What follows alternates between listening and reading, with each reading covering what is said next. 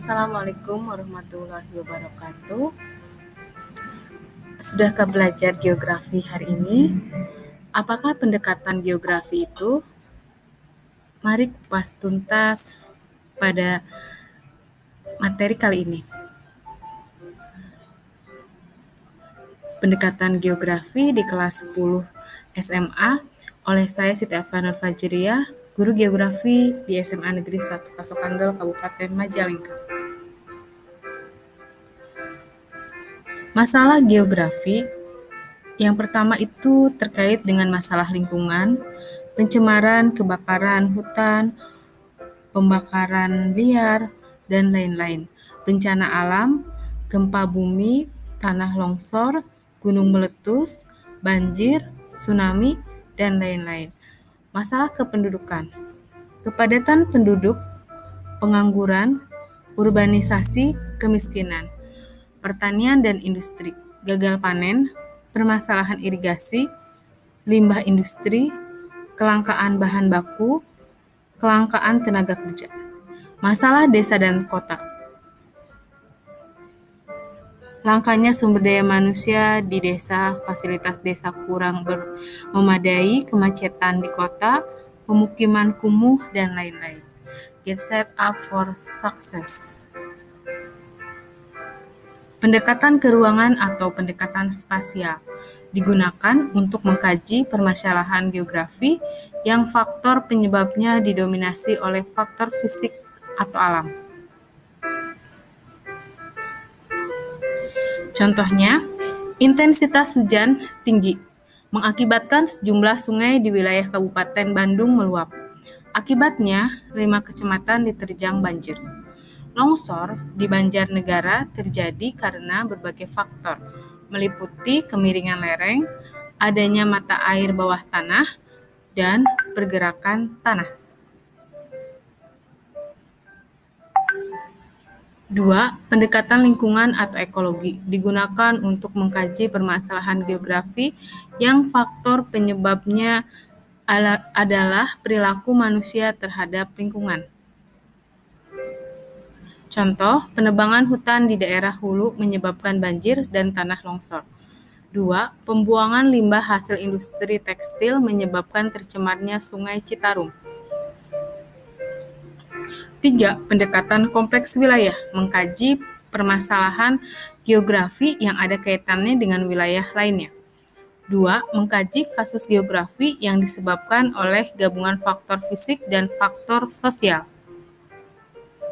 Contoh, alih fungsi lahan hutan menjadi pemukiman, villa, resort, dan hotel di wilayah Bogor menjadi salah satu penyebab terjadinya banjir di Jakarta.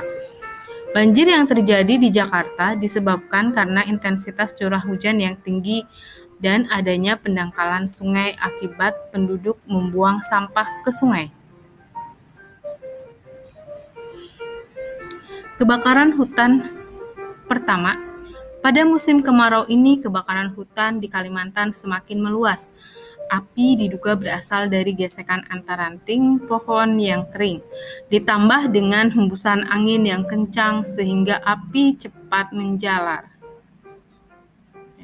Ini terkait dengan keruangan atau spasial, karena ada ada ruang itu Kalimantan dan ada faktor yang terjadi yaitu adanya kebakaran hutan. Selanjutnya, kebakaran hutan yang kedua, beberapa hutan di Sumatera rusak, terbakar, dan banyak binatang-binatang yang dilindungi mati. Setelah diselidiki oleh pihak yang berwajib, penyebab dari kebakaran hutan adalah ulah perusahaan perkebunan yang membuka lahan dengan cara dibakar. Nah, ini ekologi lingkungan, ya.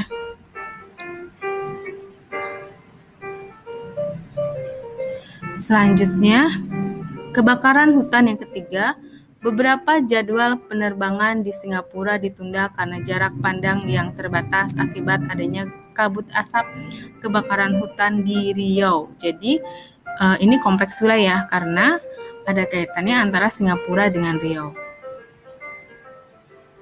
Kalau ini yang kedua itu, beberapa hutan di Sumatera rusak terbakar, dan banyak binatang-binatang ternak yang dilindungi mati.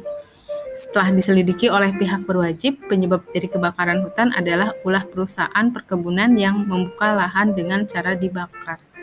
Jadi ini efek akibatnya ini karena memang faktor lingkungannya yang rusak seperti itu. Jadi nanti pendekatannya adalah pendekatan ekologi. Selanjutnya, terima kasih sudah menyimak materi pendekatan geografi. Jangan lupa tugasnya dibaca kembali dari mulai ruang lingkup geografi sampai sekarang pendekatan geografi. Nanti kita ketemu di ulangan harian. Terima kasih. Pendidikan adalah investasi masa depan, maka terus tingkatan prestasi Anda. Pembelajaran yang berpihak pada murid. Wassalamualaikum warahmatullahi wabarakatuh.